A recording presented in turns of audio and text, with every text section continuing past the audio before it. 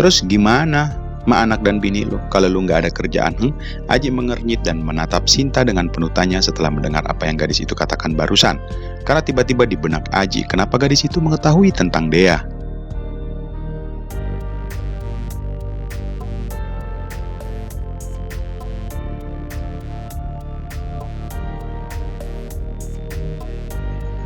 Gue udah tahu semuanya, Ji. Gue udah tahu kalau lu udah punya anak sama bini. Sorry, gue baru bilang sekarang, kata Sinta yang sudah membaca raut wajah Aji.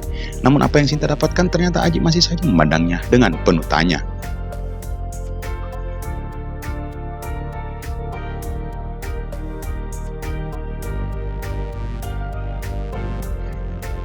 Gua nggak sengaja ngelihat lu, Ma, seorang anak kecil dan juga seorang perempuan sedang jalan bareng di mall. Ujar Sinta mencoba menjelaskan ke Aji. Oh ya, namanya Dea. Ujar Aji sambil mangguk-mangguk setelah mengingat apa yang Sinta katakan. Aji mengingat bahwa ia memang sering jalan bareng dengan Dea dan juga kedua adiknya. Akan tetapi Aji tidak mengetahui persis di mana Sinta melihatnya. Dia memang anak aku, Sin, anak yang paling aku sayangi. Lanjut Aji membuat Sinta tersenyum.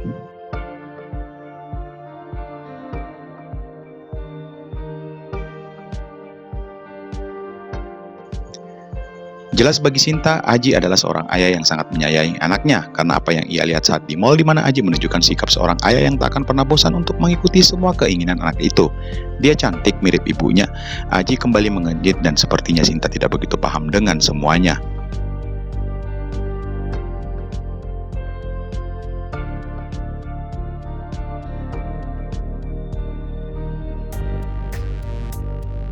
Dia bukan ibunya. Lah, jadi dia? Dasar. Aji kembali menggelengkan kepalanya menjawab pertanyaan gadis itu.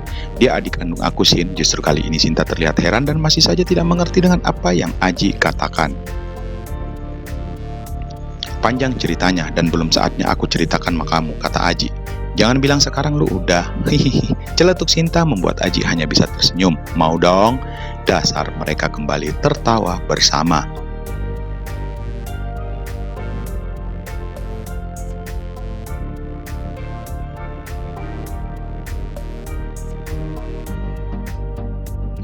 Aji dan Sinta hanyut dalam obrolan biasa hingga tak terasa waktu sudah menunjukkan pukul 11 malam.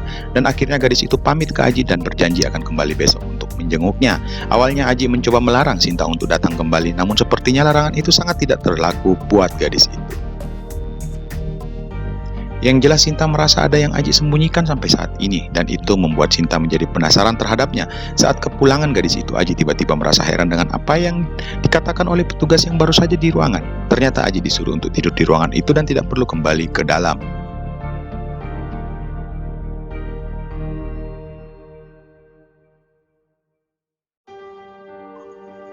Awalnya Aji ingin protes, akan tetapi petugas itu hanya tersenyum dan menjelaskan bahwa semua sudah diamankan. Apa maksud semua sudah diamankan? Daripada pusing memikirkan hal itu, akhirnya Aji mengikuti apa yang dikatakan oleh petugas itu.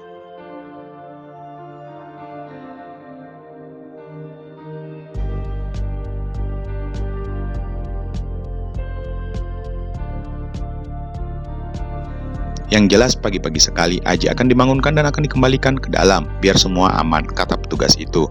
Dan Aji akhirnya bisa tertidur nyenyak di dalam ruangan ber-AC walaupun hanya tidur di atas sofa, yang penting ia aman dan tidak kepanasan seperti yang ia rasakan saat berada.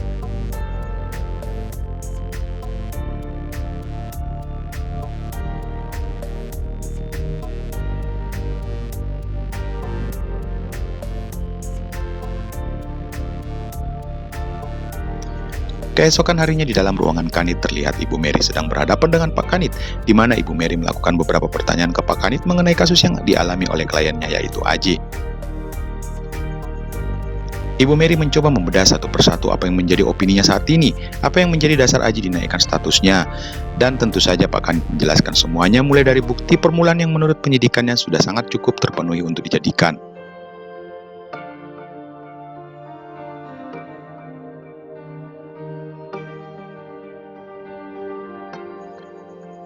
Pertama, Aji tidak melakukan tindak apapun saat mengetahui apa yang Arfan lakukan. Walaupun menurut Aji saat itu ia mengetahui hanya 50 juta saja yang diambil oleh Arfan dan itu pun telah diselesaikan semuanya di kantor distributor. Akan tetapi menurut analisa para penyidik bahwa itu hanyalah sebuah alasan saja dari Aji untuk menutupi kesalahannya selama ini. Karena sudah jelas ini ada kaitannya dengan keikutsertaan Aji untuk memuluskan aksinya utama dengan para kawanan lainnya. Apalagi yang kedua adalah adanya saksi mata yang mengatakan bahwa Aji mengetahui apa yang dilakukan oleh Arfan selaku bawahannya sendiri, yaitu kesaksian Pak Toto yang menjelaskan bahwa Aji saat itu tidak mengambil tindakan keras seperti mengeluarkan Arfan dari perusahaan. Walaupun Pak Toto juga menjelaskan alasan Aji melakukan hal itu, yaitu bahwa kakak kandung Arfan saat itu sedang dirawat di rumah sakit. Sebagai seorang awam pasti akan mengatakan bahwa itu adalah hal yang wajar, karena Arfan tentu saja membutuhkan biaya banyak untuk perawatan kakaknya.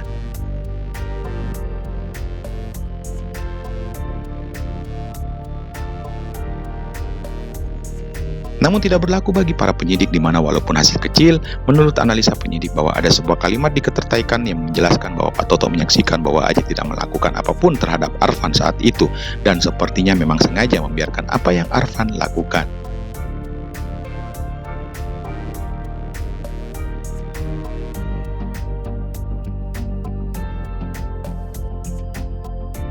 Syarat seorang yang dijadikan adalah adanya dua saksi dan juga sebuah bukti, dan semua sudah ditunjukkan oleh Pak Kanit. Salah satu lainnya yaitu ayah supervisor distributor yang memang juga mengetahui bahwa saat itu Aji mengetahui bahwa Arfan melakukan di distributor. Sedangkan bukti surat dalam hal ini adalah bukti transfer dana ke rekening Aji. Namun di sini penjelasan Pak Kanit sangat blur, membuat Ibu Mary menyeringai saat menemukan kelemahan penjelasan dari Pak Kanit. Bapak mempunyai rekening koran saudara Arfan? Tanya Ibu Mary sambil menatap tajam ke Pak Kanit.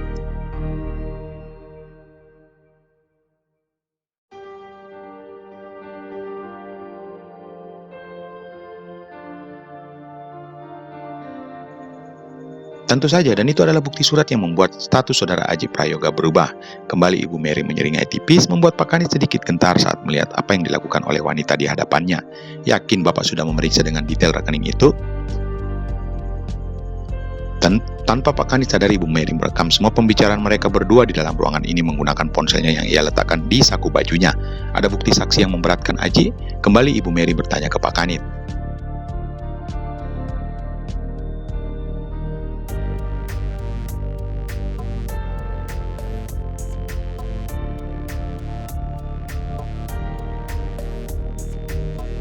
Pak Kanit terlihat salah tingkah lalu mencoba menjelaskan apa yang ia ketahui. Memang kami belum menemukan, Bu, akan tetapi bukti yang telah kami temukan sudah cukup semuanya. Ibu Mary mengangkat alis sebelahnya, lalu kembali menatap Pak Kanit. Yakin, Pak? Gumam Ibu Mary.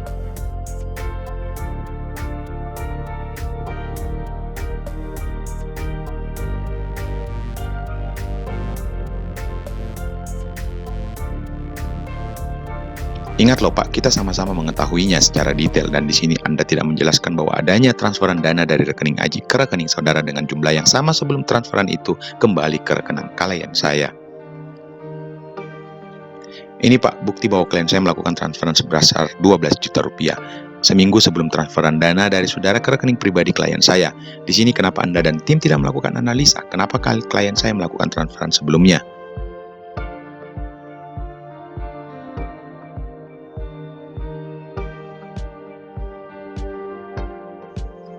Jikalau memang apa yang dikatakan klien saya bahwa ia telah meminjamkan dana sebesar 12 juta rupiah ke saudara Arfan, lanjut Ibu Mary menjelaskan semuanya sambil memperlihatkan bukti rekening dari Aji.